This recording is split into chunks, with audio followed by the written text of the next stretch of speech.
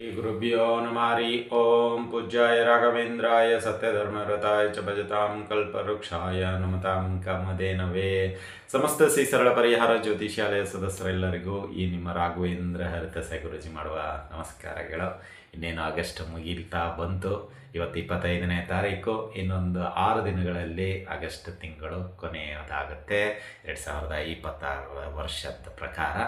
ಇನ್ನು ನಮಗೆ ಬೇಕಾಗಿರೋದೆ ಸೆಪ್ಟೆಂಬರ್ ತಿಂಗಳ ಮಾಸಿಕ ಭವಿಷ್ಯ. ಆಲ್ರೆಡಿ ವೀಕ್ಷಕರು ಮೆಸೇಜ್ ಆಗ್ತಾ ಇದ್ದೀರಾ, ಗುರುಗಳೇ ಸೆಪ್ಟೆಂಬರ್ ತಿಂಗಳ ಮಾಸಿಕ ಭವಿಷ್ಯ ಇನ್ನೂ ಬಂದಿಲ್ಲ, ದಯವಿಟ್ಟು ಹಾಕಿ ಅನುಕೂಲವಾಗುತ್ತೆ ಅಂತ ಕೇಳ್ತಾ ಇದ್ದೀರಾ. ಖಂಡಿತವಾಗಿಯೂ ಈ ಒಂದು ವಿಡಿಯೋ ಸೆಪ್ಟೆಂಬರ್ ತಿಂಗಳ ಮಾಸಿಕ ಭವಿಷ್ಯ. ಆದರೆ ಒಂದಿಷ್ಟು ಬದಲಾವಣೆ ಮಾಡಿದ್ದೀವಿ. ಏಕೆಂದರೆ ಸುಮಾರು ವೀಕ್ಷಕರು ಒಂದು ಕಂಪ್ಲೇಂಟ್, ನೀವು ಯಾವಾಗಲೂ ಮಿಥುನ ರಾಶಿಯಕ್ಕೆ ಜಾಸ್ತಿ ಪ್ರಿಫರೆನ್ಸ್ ಕೊಡ್ತಾ ಇದ್ದೀರಾ, ಉಳಿದ ರಾಶಿಗಳನ್ನು ಅಷ್ಟು ಪ್ರಿಫರೆನ್ಸ್ ಕೊಡ್ತಾ ಇಲ್ಲ. ಹಾಗೇನಿಲ್ಲ, ಕೆಲವು ರಾಶಿಗಳಿಗೆ ಅನುಕೂಲ ಇದ್ದಾಗ ಚೆನ್ನಾಗಿ ಹೇಳ್ಕೊಡುವಂಥದ್ದಾಗುತ್ತೆ, ಕೆಲವು ರಾಶಿಗಳಿಗೆ ಆಯಾ ಒಂದು ಸಂದರ್ಭಕ್ಕೆ ಅನುಗುಣವಾಗಿ ಹೇಳಲಾಗುತ್ತೆ. ಬಟ್ ಸಮ ಪ್ರಮಾಣವಾಗಿ ತೆಗೆದುಕೊಂಡು ಹೋಗ್ತಾ ಇದ್ದೀವಿ. ನಿಮಗೆ ಕೆಲವೊಮ್ಮೆ ಹಾಗೆ ಅನ್ನಿಸ್ಬೋದು, ಆದರೂ ಮಿಥುನ ರಾಶಿಯ ಒಂದು ಏರಿಕೆಯಲ್ಲಿ ಇದೆ, ನಾವು ಇಲ್ಲ ಅಂತ ತಿಳಿಸ್ತಾ ಇಲ್ಲ. ಬಟ್ ನಾವು ಎಲ್ಲವನ್ನ ಸಮ ಪ್ರಮಾಣದಲ್ಲಿ ತೆಗೆದುಕೊಂಡು ಹೋಗಲು ಇಚ್ಛಿಸುತ್ತೇವೆ. ಹಾಗಾಗಿ ನಿಮ್ಮ ಮನಸ್ಸಿಗೂ ಬೇಜಾರಾಗಬಾರ್ದು. ಹಾಗಾಗಿ ಈ ಒಂದು ಸೆಪ್ಟೆಂಬರ್ ತಿಂಗಳ ಮಾಸಿಕ ಭವಿಷ್ಯದಲ್ಲಿ ನಾವು ಮೀನ ರಾಶಿಯಿಂದ ಮೇಷರಾಶಿಯವರೆಗೂ ಹೋಗೋದು. ಅಂದರೆ ನಿಮಗೂ ಬೇಜಾರಾಗಬಾರ್ದು. ಯಾಕೆಂದರೆ ನಮ್ಮ ರಾಶಿ ಕೊನೆಗೆ ಹೇಳ್ತಾರೆ, ಕೆಲವೊಮ್ಮೆ ಹರಿಬರಿಯಲ್ಲಿ ಹೇಳ್ಬೋದು, ಹಾಗೆ ಹೀಗೆ ಅಂತ ಇದ್ದರೆ ಹಾಗೇನಿಲ್ಲ. ಸೊ ಈ ಒಂದು ತಿಂಗಳಿಂದ ಅಂದರೆ ಈ ಸೆಪ್ಟೆಂಬರ್ ತಿಂಗಳ ಮಾಸಿಕ ಭವಿಷ್ಯದಲ್ಲಿ ಮೀನರಾಶಿಯಿಂದ ಮೇಷರಾಶಿಯವರೆಗೆ ಆಗುವಂಥದ್ದಾಗುತ್ತೆ. ಹಾಗೂ ಒಂದು ಆ್ಯಡ್ ಮಾಡಲಾಗಿದೆ, ಅಂದರೆ ಪ್ರತಿ ಮಾಸಿಕದಲ್ಲಿ ಒಂದು ವಾಸ್ತು ಟಿಪ್ಸ್ ಆ ಒಂದು ರಾಶಿಗೆ, ಅಂದರೆ ಅದರಿಂದ ಏನಾದರೂ ಅನುಕೂಲ ಆಗುತ್ತಾ ಅನ್ನೋ ಒಂದು ಇದಕ್ಕೆ ಹೋಗೋಣ ಅಂತ ನಮ್ಮದು ಇಷ್ಟೇ. ಅಂದರೆ ಕೆಲವೊಮ್ಮೆ ಏನಾಗುತ್ತೆ, ಎಲ್ಲವೂ ಚೆನ್ನಾಗಿದ್ರೂ ವಾಸ್ತು ಸರಿ ಇಲ್ಲ ಅಂದರೆ ಸ್ವಲ್ಪ ಎಲ್ಲೋ ದೋಷಗಳು ಕಂಡುಬರುವಂಥದ್ದು ಇರುತ್ತೆ. ಹಾಗಾಗಿ ಈ ಒಂದು ತಿಂಗಳಿಂದ ಪರಿಹಾರದ ರೂಪದಲ್ಲಿ ವಾಸ್ತುವ ಒಂದು ಪರಿಹಾರವನ್ನು ಕೂಡ ಕೊಡಲಾಗತ್ತೆ ಅಂತ ಹೇಳ್ಬೋದು. ಹಾಗಾಗಿ ಈ ಒಂದು ಸೆಪ್ಟೆಂಬರ್ ತಿಂಗಳಲ್ಲಿ ನಾವು ಮೀನ ರಾಶಿಯಿಂದ ಮೇಷರಾಶಿಯವರೆಗೆ ಹೋಗುವಂಥದ್ದಾಗುತ್ತೆ.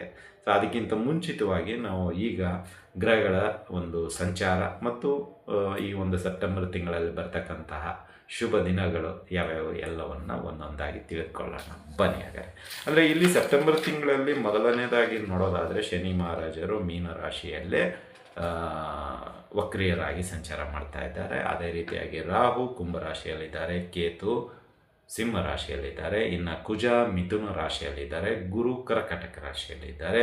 ಅದೇ ರೀತಿಯಾಗಿ ರವಿ ಬುಧ ನಮಗೆ ಸಿಂಹ ರಾಶಿಯಲ್ಲಿ ಕಾಣುವಂಥದ್ದಾಗುತ್ತೆ, ಶುಕ್ರ ಕನ್ಯಾ ರಾಶಿಯಲ್ಲಿ ಇದ್ದಾರೆ. ಅಂದರೆ ಇದು ಸೆಪ್ಟೆಂಬರ್ ಮೊದಲನೆಯ ದಿನದ ಒಂದು ಸಂಚಾರ. ಅಂದರೆ ಇಲ್ಲಿ ಸೆಪ್ಟೆಂಬರ್ 1ನೇ ತಾರೀಕಿಗೆ ಈ ಸಂಚಾರ ನಡೀತಾ ಇದೆ. ಇನ್ನು ಯಾರೆಲ್ಲ ಬದಲಾವಣೆ ಮಾಡುವಂಥದ್ದಾಗುತ್ತೆ ಅಂತ ನೋಡಿದರೆ, ಮೊದಲನೇದು ಸೆಪ್ಟೆಂಬರ್ 2 ಶುಕ್ರವಾರ, 2ನೇ ತಾರೀಕು ಶುಕ್ರ ಗ್ರಹ. ಈ ಗ್ರಹ ಏನಾಗುತ್ತೆ, ಕನ್ಯಾ ರಾಶಿಯಿಂದ ತುಳಾ ರಾಶಿಗೆ ಹೋಗುವಂಥದ್ದಾಗುತ್ತೆ. ಯಾರು, ಶುಕ್ರ ಗ್ರಹ ಈಗ ಕನ್ಯಾ ರಾಶಿಯಲ್ಲಿದ್ದಾರೆ 1ನೇ ತಾರೀಕು, 2ನೇ ತಾರೀಕು ಅವರು ತುಳಾ ರಾಶಿಗೆ ಹೋಗುವಂಥದ್ದಾಗ್ತಾರೆ. ಅದೇ ರೀತಿಯಾಗಿ ಸೆಪ್ಟೆಂಬರ್ 7ನೇ ತಾರೀಕು ಬುಧ ಸಿಂಹ ರಾಶಿಯಿಂದ ಕನ್ಯಾ ರಾಶಿಗೆ ಬರುವಂಥವ್ರು ಆಗ್ತಾರೆ. ಸೊ ಈ ಒಂದು ಸಮಯದಲ್ಲಿ ಭದ್ರ ರಾಜಯೋಗವು ಕೂಡ ಕೂಡಿ ಬರುವಂಥದ್ದಾಗುತ್ತೆ. ಇನ್ನು ಅದೇ ರೀತಿಯಾಗಿ ಸೆಪ್ಟೆಂಬರ್ 17 ಸೂರ್ಯ ಸಿಂಹ ರಾಶಿಯಿಂದ ಕನ್ಯಾ ರಾಶಿಗೆ ಬರುವಂಥದ್ದಾಗುತ್ತಾರೆ. ಬುಧ ಆದಿತ್ಯ ಯೋಗವು ಕೂಡ ಕೂಡಿ ಬರುವಂಥದ್ದಾಗುತ್ತೆ ಈ ಸಮಯದಲ್ಲಿ. ಅಂದರೆ ಕನ್ಯಾ ಸಂಕ್ರಾಂತಿ ಆಗುವಂಥದ್ದಾಗುತ್ತೆ ಸೆಪ್ಟೆಂಬರ್ 17. ಇನ್ನು ಸೆಪ್ಟೆಂಬರ್ 18 ಕುಜ ಮಿಥುನ ರಾಶಿಯಿಂದ ಕರ್ಕಟಕ ರಾಶಿಗೆ ಬರುವಂಥದ್ದಾಗ್ತಾರೆ. ಸೊ ಇದಿಷ್ಟು ಒಂದಿಷ್ಟು ಗ್ರಹಗಳ ಸಂಚಾರ. ಅಂದರೆ ಇಷ್ಟೇ, ಇಲ್ಲಿ ಬುಧ ಶುಕ್ರ ಮತ್ತು ಸೂರ್ಯ ಬದಲಾವಣೆ ಇದೆ. ಉಳಿದ ಎಲ್ಲ ಗ್ರಹಗಳು ಆಯಾ ಒಂದು ಸಂಚಾರದಲ್ಲೇ ಕಂಟಿನ್ಯೂ ಆಗ್ತಾರೆ ಅಂತೇಳಿ. ಇನ್ನು ಹಬ್ಬಗಳು ನೋಡೋದಾದರೆ 2ನೇ ತಾರೀಕು ಬಲರಾಮ್ ಜಯಂತಿ ಇದೆ, 4ನೇ ತಾರೀಕು ಕೃಷ್ಣ ಜನ್ಮಾಷ್ಟಮಿ ಇದೆ, 7ನೇ ತಾರೀಕು ಅಜಯ ಏಕಾದಶಿ ಇದೆ, 11ನೇ ತಾರೀಕು ಶ್ರಾವಣ ಅಮಾವಾಸ್ಯೆ ಇದೆ, 12ನೇ ತಾರೀಕು ವರಹ ಜಯಂತಿ ಇದೆ, 14ನೇ ತಾರೀಕು ಗಣೇಶ ಚತುರ್ಥಿ, ಗಣೇಶನ ಹಬ್ಬ ಸೊ ಅದು ಬರುವಂಥದ್ದಾಗತ್ತೆ.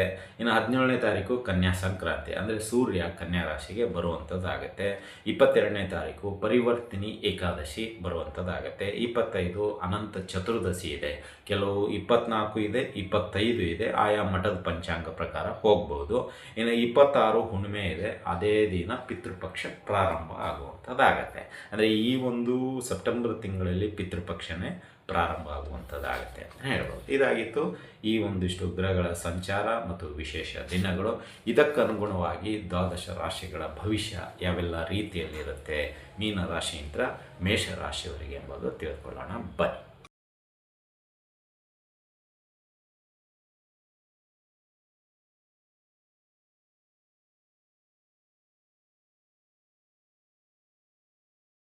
ದ್ವಾದಶ ರಾಶಿಗಳಲ್ಲಿ 9ನೇ ರಾಶಿಯಾಗಿರ್ತಕ್ಕಂತಹ ಧನುರಾಶಿ. ಈ ಧನುರಾಶಿಯವರಿಗೆ ಈ ಸೆಪ್ಟೆಂಬರ್ ತಿಂಗಳಲ್ಲಿ ಅನುಕೂಲತೆ ಏನು, ಅನಾನುಕೂಲತೆ ಏನು ಹಾಗೂ ಪರಿಹಾರಗಳು ಯಾವ ರೀತಿಯಲ್ಲಿರುತ್ತೆ ಎಂಬುದನ್ನು ಈಗ ತಿಳ್ಕೊಳ್ಳೋಣ ಬನ್ನಿ. ಇಲ್ಲಿ ಒಂದು ಸೆಪ್ಟೆಂಬರ್ ತಿಂಗಳಲ್ಲಿ ನಿಮಗೆ ಹೆಚ್ಚು ಕಡಿಮೆ ಒಂದಿಷ್ಟು ಹೊಸ ಅವಕಾಶಗಳಾಗಿರ್ಬೋದು, ಮತ್ತು ನಿಮ್ಮ ಒಂದು ಮಾತಿಗೆ ಬೆಲೆ ಆಗಿರ್ಬೋದು, ಹಾಗೂ ನಿಮ್ಮ ಕೆಲಸ ಕಾರ್ಯಗಳು ಏನೆಲ್ಲ ಅಂದ್ಕೊಂಡಿದ್ದೀರಾ, ಪ್ಲ್ಯಾನ್ ಮಾಡಿದ್ದೀರಾ, ಅಥವಾ ಈ ಒಂದು ತಿಂಗಳಲ್ಲಿ ಇದನ್ನು ಮುಗಿಸ್ಬೇಕು ಅನ್ನೋ ಒಂದು ಉಪಾಯ ಮಾಡಿದ್ದೀರಾ, ಅದೆಲ್ಲವೂ ಈಡೇರುವಂಥದ್ದಾಗತ್ತೆ ಈ ಒಂದು ಸೆಪ್ಟೆಂಬರ್ ತಿಂಗಳಲ್ಲಿ ಧನುಷ್ ರಾಶಿಯವರಿಗೆ. ಹಾಗಾದರೆ ಏನೆಲ್ಲ ಈ ಒಂದು ಸೆಪ್ಟೆಂಬರ್ ತಿಂಗಳಲ್ಲಿ ಅನುಕೂಲತೆಗಳು ಕಂಡು ಬರ್ತಾ ಇದೆ ಅಂತ ನೋಡೋದಾದರೆ, ಒಂದು ಹೊಸ ಅವಕಾಶಗಳು ನಿಮ್ಮ ಒಂದು ಉದ್ಯೋಗದಲ್ಲಿ, ವ್ಯಾಪಾರದಲ್ಲಿ, ವೈಯಕ್ತಿಕ ಬದುಕಿನಲ್ಲಿ, ರಾಜಕೀಯ, ಧಾರ್ಮಿಕ, ಸಾಮಾಜಿಕ, ಅಂದರೆ ನೀವು ಯಾವ ಒಂದು ಪ್ರೊಫೆಷ್ನಲ್ ಫೀಲ್ಡಲ್ಲಿ ಇದ್ದೀರೋ ಅಲ್ಲಿ ನಿಮಗೆ ಯಥೇಚ್ಛವಾಗಿ ಅವಕಾಶಗಳು ಕೂಡಿ ಬರುವಂಥದ್ದಾಗುತ್ತೆ ಧನುಸ್ ರಾಶಿಯವರಿಗೆ. ಅಂದರೆ ಇಲ್ಲಿ ಒಂದು ನಿಮಗೆ ಈ ಒಂದು ಸೆಪ್ಟೆಂಬರ್ ತಿಂಗಳಲ್ಲಿ ಹೆಚ್ಚು ಕಡಿಮೆ ಒಂದು ರೀತಿಯಲ್ಲಿ ಅವಕಾಶಗಳ ಜೊತೆ ಅವಕಾಶ, ಅಂದರೆ ಡಬಲ್ ಒಂಥರ ಏನಂತೀರ, ಲಡ್ಡು ಬಾಯಲ್ಲಿ ಬಂದು ಬಿತ್ತ ಅನ್ನೋ ಹಂಗೊಂದು ಅಡ್ವರ್ಟೈಸ್ಮೆಂಟ್ ಬರ್ತಿತ್ತು ನೋಡಿ, ಹಾಗೆ ನಾವು ಅಂದ್ಕೊಳ್ಳೋದಕ್ಕೂ ಅದು ಕೂಡಿ ಬರೋದಕ್ಕೂ ಅನುಕೂಲ ಆಗ್ತಾ ಇರುತ್ತೆ ಅಷ್ಟೇ. ಈ ತಿಂಗಳಲ್ಲಿ ತುಂಬ ನಿಮ್ಮ ಒಂದು ಮುಂದಾಳತ್ವದಲ್ಲಿ ಅನೇಕ ರೀತಿಯ ಕೆಲವು ಶುಭ ಕಾರ್ಯಗಳು ಕೂಡ ನಡೆಯುವಂಥದ್ದಿದೆ ಈ ಒಂದು ಸೆಪ್ಟೆಂಬರ್ ತಿಂಗಳಲ್ಲಿ. ಹಾಗಾಗಿ ಇಲ್ಲಿ ನಿಮಗೆ ಅವಕಾಶಗಳು ನಿಚ್ಚಳವಾಗಿ ಗೋಚರಿಸ್ತಾ ಇದೆ ಧನುಷ್ ರಾಶಿಯವರಿಗೆ. ಸೊ ಇನ್ನು ಉದ್ಯೋಗದ ಒಂದು ವಿಷಯಕ್ಕೆ ಬರೋದಾದರೆ, ಉದ್ಯೋಗದಲ್ಲಿ ನಿಮಗೆ ಜವಾಬ್ದಾರಿ ಜಾಸ್ತಿ ಆಗುತ್ತೆ, ಕೆಲಸದ ಒತ್ತಡನೂ ಇರುತ್ತೆ. ಬಟ್ ನಿಮಗೆ ಏನು ಸಿಗಬೇಕಾಗಿತ್ತು ಈ ಒಂದು ತಿಂಗಳಲ್ಲಿ ಅದರ ಒಂದು ಫಲ ಖಂಡಿತವಾಗಿ ಸಿಗುವಂಥದ್ದಾಗತ್ತೆ. ಒಂದು ಪ್ರಮೋಷನ್ ಸಿಗುವಂಥದ್ದಾಗ್ಬೋದು, ಅಥವಾ ನೀವು ಕೇಳಿರುವಂತಹ ಬ್ರ್ಯಾಂಚಿಗೆ ಟ್ರಾನ್ಸ್ಫರ್ ಆಗುವಂಥದ್ದಾಗ್ಬೋದು, ಅಥವಾ ನಿಮಗೆ ಇನ್ನೂ ಎತ್ತರ ಹಂತದ ಒಂದು ಜವಾಬ್ದಾರಿಯನ್ನು ಕೊಡುವಂಥದ್ದಾಗ್ಬೋದು. ಸೊ ಇಲ್ಲಿ ನಿಮ್ಮ ಒಂದು ಮನಸ್ಸಿಗೆ ಏನು ಅಂದ್ಕೊಂಡಿದ್ದೀರೋ ಆ ಒಂದು ವೃತ್ತಿಗೆ ಹತ್ತಿರ ಹೋಗುವಂಥದ್ದಾಗುತ್ತೆ ಈ ಒಂದು ತಿಂಗಳಲ್ಲಿ ಧನುಷ್ ರಾಶಿಯವರು ಅಂತಲೇ ಹೇಳ್ಬೋದು. ಇನ್ನು ವ್ಯಾಪಾರದಲ್ಲೂ ಅಷ್ಟೇ, ವ್ಯಾಪಾರದಲ್ಲಿ ಗಣನೀಯವಾದ ಲಾಭವನ್ನು ತೆಗೆಯಲು ಹೊಸ ಹೊಸ ಆಲೋಚನೆ, ಪ್ಲ್ಯಾನು, ಮತ್ತು ಏನಂತೀರ ಅದಕ್ಕೆ ಬೇಕಾಗಿರತಕ್ಕಂತಹ ಸೌಲಭ್ಯ ಎಲ್ಲವನ್ನು ಕ್ರೋಢೀಕರಿಸಿ ಏನೆಲ್ಲ ಮುಂದೆ ಮಾಡಬೇಕು ಅನ್ನೋದು ರೆಡಿ ಮಾಡಿ ಅದನ್ನು ಪ್ರಸ್ತುತಪಡಿಸಿ ಲಾಭದ ಕಡೆಗೆ ಕೊಂಡೊಯ್ಯುವಂಥದ್ದಿದೆ ಧನುಷ್ ರಾಶಿಯವರು. ಹೀಗಾಗಿ ವ್ಯಾಪಾರದಲ್ಲಿ ತುಂಬ ಇನ್ವಾಲ್ವ್ಮೆಂಟ್ ಆಗುವಂಥದ್ದಾಗತ್ತೆ. ಮನೆ ಅನ್ನೋಕ್ಕಿಂತ ಈ ಒಂದು ವ್ಯಾಪಾರ ಗೂಡೆ ನನ್ನ ಮನೆ ಅನ್ನೋ ಒಂದು ರೀತಿಯಲ್ಲಿ ಕಲ್ಪನೆಗೆ ಬರುವಂಥದ್ದಾಗುತ್ತೀರ ಈ ಒಂದು ತಿಂಗಳಲ್ಲಿ ಧನುಷ್ ರಾಶಿಯವರು ಅಂತಲೇ ಹೇಳ್ಬೋದು. ಅಂದರೆ ಇಲ್ಲಿ ಧನುಷ್ ರಾಶಿಯವರಿಗೆ ಕಾಯಕವೇ ಕೈಲಾಸ, ಅಂದರೆ ದುಡಿದ್ರೇ ನನಗೆ ಮುಂದೆ ಜೀವನ ಅನ್ನೋದೊಂದು ಕಾನ್ಸೆಪ್ಟ್ ಅರ್ಥ ಮಾಡ್ಕೊಂಡ್ಬಿಟ್ಟಿದ್ದಾರೆ. ಸೊ ಹಾಗಾಗಿ ಇಲ್ಲಿ ಏನಾಗ್ಬಿಡುತ್ತೆ, ಸುಮ್ಮನೆ ಕೂತ್ಕೊಳ್ಳೋದಿಲ್ಲ ಈ ತಿಂಗಳು ಅಷ್ಟೇ. ಧನುಷ್ ರಾಶಿಯವರಿಗೆ ಒಂದು ಲೈನಲ್ಲಿ ಹೇಳಬೇಕು ಅಂತ ಹೇಳಿದ್ರೆ ಸುಮ್ಮನೆ ಅಂತೂ ಕೂತ್ಕೊಳ್ಳಲ್ಲ, ಏನಾದರೂ ಒಂದು ಒಳ್ಳೆಯ ಕೆಲಸ ಮಾಡಲು ಪ್ರಯತ್ನ ಮಾಡ್ತೀರ, ಅದು ಗ್ಯಾರಂಟಿ. ಸೊ ಇದಕ್ಕೇನಾಗುತ್ತಂದರೆ ಸ್ವಲ್ಪ ನಿಮಗೆ ನೈಸರ್ಗಿಕವಾಗಿ ದೈವ ಕೃಪೆ, ಸ್ನೇಹಿತರ ಬೆಂಬಲ, ಆತ್ಮೀಯರ ಬೆಂಬಲ ಎಲ್ಲದರಲ್ಲೂ ಸಿಗುವಂಥದ್ದಾಗತ್ತೆ ಅಂತಲೇ ಹೇಳ್ಬೋದು. ಇನ್ನು ಆರ್ಥಿಕ ವಿಷಯವಾಗಿ ಬರೋದಾದರೆ ನಿಮಗೆ ಈ ಒಂದು ಸಮಯದಲ್ಲಿ ಅಭಿವೃದ್ಧಿ ಆಗುವಂಥದ್ದು ಇದೆ. ಪ್ಲಸ್ ನಿಮಗೆ ನಿಂತು ಹೋಗಿರತಕ್ಕಂಥ ಆರ್ಥಿಕ ಎಲ್ಲಿ ಏನು ಸ್ಟ್ರಕ್ ಆಗಿತ್ತೋ ಅದು ಬರುವಂಥ ಆದಾಯನೂ ಕೂಡ ಆಗುವಂಥದ್ದಾಗತ್ತೆ ಅಂತ ಹೇಳ್ಬೋದು. ಈ ಒಂದು ಸಮಯದಲ್ಲಿ ಆರ್ಥಿಕವಾಗಿ ನೀವು ಏನು ಪ್ರಯತ್ನ ಮಾಡ್ತೀರೋ, ಲೋನ್ಗಳಿಗಾಗಿರ್ಬೋದು ಅಥವಾ ಯಾರಾದರೂ ಕೊಡುವಂಥದ್ದಾಗಿರ್ಬೋದು ಅಥವಾ ನೀವು ಇನ್ನೊಬ್ಬರ ಹತ್ರ ಇಸ್ಕೊಳ್ಳುವಂಥದ್ದಾಗಿರ್ಬೋದು, ಏನೇ ವ್ಯವಹಾರ ಇದ್ರೂ ಅದು ಸುಲಭವಾಗಿ ಆಗುವಂಥದ್ದಾಗತ್ತೆ. ನಿಮ್ಮ ಹತ್ತಿರಕ್ಕೆ ಅನುಕೂಲ ರೀತಿಯಲ್ಲಿ ಇರುವಂಥದ್ದಾಗತ್ತೆ ಅಂತ ಹೇಳ್ಬೋದು. ಇನ್ನು ಕೌಟುಂಬಿಕವಾಗಿ ನೋಡೋದಾದರೆ ಎಲ್ಲರ ಒಂದು ಸಹಕಾರ, ಎಲ್ಲರ ಒಂದು ಸಹಭಾಗಿತ್ವದಿಂದ ಎಲ್ಲ ಕೆಲಸ ಕಾರ್ಯಗಳನ್ನು ಮುಗಿಸಲು ಇಚ್ಛೆ ಪಡ್ತೀರಾ. ಯಾರನ್ನೂ ವಿರೋಧ ಭಾವನೆ ಅಥವಾ ವಿರೋಧದಿಂದ ನೋಡದೆ ಎಲ್ಲರ ಜೊತೆಗೆ ನಗುತ್ತಾ ಈ ತಿಂಗಳು ಕಾಲ ಕಳೆಯುವಂಥದ್ದಾಗತ್ತೆ. ಅದೇ ರೀತಿ ಕುಟುಂಬ ಸದಸ್ಯರ ಜೊತೆ ಕಳೆಯಲು ಸ್ವಲ್ಪ ಸಮಯ ಮೀಸಲಿಡಬೇಕು ಅಂದ್ಕೊಳ್ತೀರಾ, ಬಟ್ ಆಗೋದಿಲ್ಲ. ಈ ಕಡೆ ವೃತ್ತಿಯಲ್ಲಿ ಜವಾಬ್ದಾರಿ ಜಾಸ್ತಿ ಬಂದಿರೋದ್ರಿಂದ ಇನ್ವಾಲ್ವ್ಮೆಂಟ್ ಆ ಕಡೆ ಹೋಗುತ್ತೆ. ಇನ್ನು ವ್ಯಾಪಾರದಲ್ಲೂ ಅಷ್ಟೇ, ತುಂಬ ವ್ಯಾಪಾರಕ್ಕೆ ಏನೋ ಅಪ್ಗ್ರೇಡ್ ಮಾಡಬೇಕು ಅಥವಾ ಇನ್ನೂ ಜಾಸ್ತಿ ನಾನು ಇನ್ವಾಲ್ವ್ ಆಗಬೇಕು ಅಂತೇಳಿ ಮನೆಯನ್ನು ಮರೆತು ಬಿಡುವಂಥದ್ದು ಇದೆ. ಸೊ ನೀವು ಪ್ರಯತ್ನ ಮಾಡ್ತೀರಾ ಕುಟುಂಬ ಸದಸ್ಯರ ಜೊತೆ ಈ ಸಂಡೇ, ಈ ಮಂಡೇ, ಈ ವೆಡ್ನೆಸ್ಡೇ ಏನೋ ಪೂರ್ತಿ ಕಳೆಯೋಣ ಅಂತ, ಬಟ್ ಆಗೋದಿಲ್ಲ.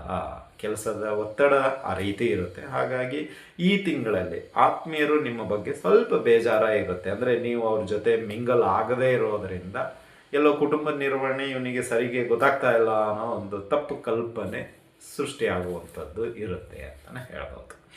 ಇನ್ನು ಅದೇ ರೀತಿ ವಿದ್ಯಾರ್ಥಿಗಳ ವಿಷಯಕ್ಕೆ ಬರೋದಾದರೆ, ವಿದ್ಯಾರ್ಥಿಗಳು ಧನಾತ್ಮಕವಾಗಿ ಚಿಂತನೆ ಇರುತ್ತೆ. ತಾಯಿ ಸರಸ್ವತಿ ದೇವಿಯ ಕೃಪಕಟಾಕ್ಷ ನಿಮಗೆ ಸಿಕ್ಕಿರುವಂಥದ್ದಿದೆ. ಹಾಗಾಗಿ ಇಲ್ಲಿ ಕಾಂಪಿಟೇಷನ್ ಎಕ್ಸಾಮ್, ರೆಗ್ಯುಲರ್ ಎಕ್ಸಾಮ್ ಅಥವಾ ಇನ್ನಿತರ ಎಕ್ಸಾಮ್ಗಳು ಏನಾದರೂ ನೀವು ಈ ತಿಂಗಳು ಬರೀತಾ ಇದ್ದರೆ ಖಂಡಿತವಾಗಿಯೂ ನಿಮಗೆ ಒಳ್ಳೆಯ ಮಾರ್ಕ್ಸ್ ಸಿಗುತ್ತೆ. ಮತ್ತು ಒಳ್ಳೆಯ ಏನಂತೀರ, ಅದಕ್ಕೆ ಏನೆಲ್ಲ ಸೌಲಭ್ಯಗಳು ಬೇಕು ಎಲ್ಲವೂ ನಿಮಗೆ ಅವೈಲಬಲ್ ಆಗುವಂಥದ್ದಾಗುತ್ತೆ ಅಂತಲೇ ಹೇಳ್ಬೋದು. ಇನ್ನು ಈ ಒಂದು ತಿಂಗಳಲ್ಲಿ ವಿದ್ಯಾರ್ಥಿಗಳಿಗೆ ನಿಮ್ಮ ಒಂದು ಯಾವುದಾದ್ರೂ ಒಂದು ಎಕ್ಸಾಮ್ ಅಂತ ಇಂಟ್ರೆಸ್ಟಾಗಿ ಬರೆಯುವಂಥದ್ದಿದ್ದರೆ ಖಂಡಿತವಾಗೂ ಅದು ನಿಮಗೆ ಹೆಸರು ಕೊಡುವಂಥದ್ದಾಗತ್ತೆ ಅಂತ ಹೇಳ್ಬೋದು.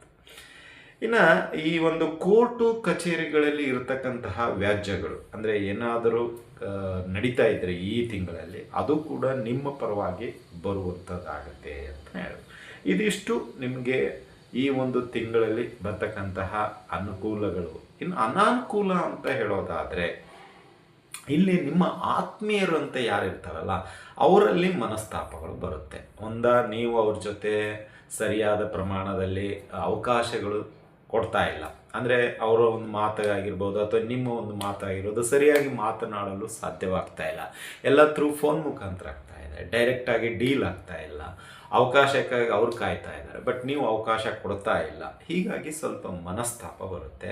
ಅದೇ ರೀತಿ ದಾಂಪತ್ಯದಲ್ಲಿ ಸ್ವಲ್ಪ ವಿರಸ, ಮನಸ್ತಾಪ, ಒಂದು ರೀತಿಯಲ್ಲಿ ಏನಂತೀರ, ಬೇಡದೇ ಇರೋ ವಿಚಾರಗಳನ್ನು ಕೆದಕಿ ತೆಗೆಯುವಂಥದ್ದು ಇರುತ್ತೆ ಈ ಒಂದು ಸಮಯದಲ್ಲಿ. ಇದು ಸ್ವಲ್ಪ ಹುಷಾರಾಗಿ ಹ್ಯಾಂಡಲ್ ಮಾಡೋದು ಉತ್ತಮ ಅಂತಲೇ ಹೇಳ್ಬೋದು. ಇನ್ನು ಅದೇ ರೀತಿಯಾಗಿ ಮೂರನೇದು ಸ್ವಲ್ಪ ಅನಾರೋಗ್ಯದ ಸಮಸ್ಯೆ.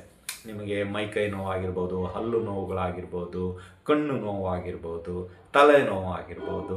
ಈ ಕೆಲವೊಂದು ನೋವುಗಳು ನಿಮಗೆ ಈ ತಿಂಗಳು ಪದೇ ಪದೇ ಒಂದಲ್ಲ ಒಂದು ದಿನ ಕಾಡುವಂಥದ್ದು ಇರುತ್ತೆ. ಹಾಗಾಗಿ ಸ್ವಲ್ಪ ಸಾಧ್ಯವಾದಷ್ಟು ದೇಹಕ್ಕೆ ರೆಸ್ಟ್ ಕೊಡಿ. ಸೊ ಇದರಿಂದ ಈ ಎಲ್ಲ ನೋವುಗಳು ಕ್ರಮೇಣ ಕಡಿಮೆ ಆಗುತ್ತೆ. ಒಂದು ವೇಳೆ ಕಡಿಮೆ ಆಗಲಿಲ್ಲ, ತುಂಬ ಜಾಸ್ತಿ ಆಯಿತು ಅಂತ ಹೇಳಿದ್ರು ನೀವು ನಿಮ್ಮದೇ ಆದಂತಹ ಡಾಕ್ಟರ್ನ ಕನ್ಸರ್ನ್ ಮಾಡಿ ಅದರ ಟ್ರೀಟ್ಮೆಂಟು ತಗೊಳ್ಕೊಳ್ಳೋದು ತುಂಬ ಉತ್ತಮ ಅಂತಲೇ ಹೇಳ್ಬೋದು. ಇನ್ನು ಪರಿಹಾರದ ವಿಷಯಕ್ಕೆ ಬರೋದಾದರೆ, ಧನುಷ್ ರಾಶಿಯವರಿಗೆ ಈ ತಿಂಗಳದ ವಿಷಯಕ್ಕೆ ಸಾಧ್ಯವಾದಷ್ಟು ಸುಬ್ರಹ್ಮಣ್ಯ ಅಷ್ಟಕ, ಸುಬ್ರಹ್ಮಣ್ಯ ಸ್ತೋತ್ರ, ಸುಬ್ರಹ್ಮಣ್ಯ ದೇವರ ದರ್ಶನ ಮತ್ತು ಸುಬ್ರಹ್ಮಣ್ಯ ಇತರೆ ಮಂತ್ರಗಳು ಬಂದಿದ್ದರೆ ಖಂಡಿತವಾಗೂ ಹೇಳಿ. ಸಾಧ್ಯವಾದಷ್ಟು ಕ್ಷೀರಾಭಿಷೇಕ ಸೇವೆ ಮಾಡಿಸಿ ನಿಮ್ಮ ಮನೆ ಹತ್ತಿರದಲ್ಲಿರ್ತಕ್ಕಂಥ ಸುಬ್ರಹ್ಮಣ್ಯ ದೇವರಿಗೆ ಅಥವಾ ಶಿವನಿಗೆ. ಸೊ ಇದರಿಂದ ನಿಮ್ಮ ಕಷ್ಟ ಕಾರ್ಪಣ್ಯಗಳು, ಆರ್ಥಿಕ ಸಮಸ್ಯೆಗಳು, ಕೌಟುಂಬಿಕ ಸಮಸ್ಯೆಗಳು, ವ್ಯಾವಹಾರಿಕ ಸಮಸ್ಯೆಗಳು ಏನಾದರೂ ಇದ್ದರೆ ಖಂಡಿತವಾಗಿ ಕಡಿಮೆ ಆಗುವಂಥದ್ದಾಗತ್ತೆ. ಬರುವಂತಹ ದಿನಗಳು ಶುಭಪ್ರದವಾಗಿರುವಂಥದ್ದಾಗಿರುತ್ತೆ ಅಂತ ಹೇಳ್ಬೋದು. ಇದಾಗಿತ್ತು ಈ ಒಂದು ವಾರದ ಮಾಸಿಕ ಭವಿಷ್ಯ ಧನುಷ್ ರಾಶಿಯವರದು. ಈ ಒಂದು ಭವಿಷ್ಯ ನಿಮ್ಗೆ ಇಷ್ಟ ಆಗಿದ್ದರೆ ಲೈಕ್ ಮಾಡಿ, ಜಾಸ್ತಿ ಇಷ್ಟ ಆಗಿದ್ದರೆ ಶೇರ್ ಮಾಡಿ.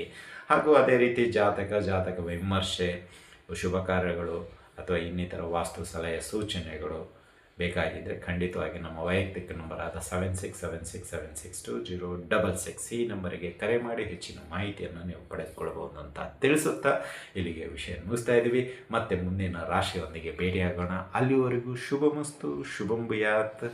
ಸರ್ವರಿಗೂ ಈ ಸೆಪ್ಟೆಂಬರ್ ಮಾಸ ಆಯುರಾರೋಗ್ಯ ಭಾಗ್ಯಗಳನ್ನು ಕೊಟ್ಟು ಕಾಪಾಡಲಿ ಮತ್ತು ನಿಮ್ಮ ಮನಸ ಇಚ್ಛಾ ಅನುಗುಣವಾಗಿ ಸಕಲ ಇಷ್ಟಾರ್ಥಗಳನ್ನು ಆ ಗುರುರಾಯರು ಈಡೇರಿಸುವಂಥದ್ದಾಗಲಿ ಅಂತ ಪ್ರಾರ್ಥಿಸುತ್ತಾ ಶುಭಮಸ್ತು, ಶುಭಂ ಭೂಯಾತ್. ಸರ್ವೇ ಜನಃ ಸುಖಿನೋ ಭವಂತು.